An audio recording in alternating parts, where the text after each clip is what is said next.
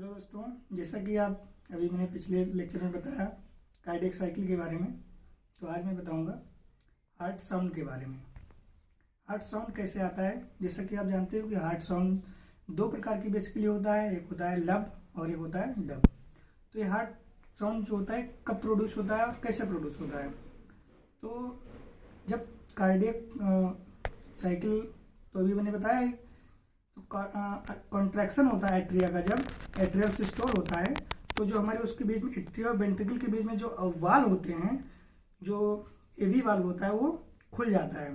तो एवी वाल्व खुलता है तो ब्लड अंदर आता है, वेंट्रिकल में ब्लड आता है।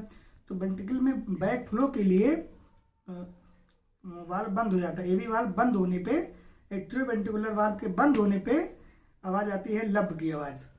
ठीक है। उसके बाद जब वेंट्रिकल कॉन्ट्रैक्ट करता है तो ब्लड कहाँ आता है? तो ब्लड जाता है एओर्टा में।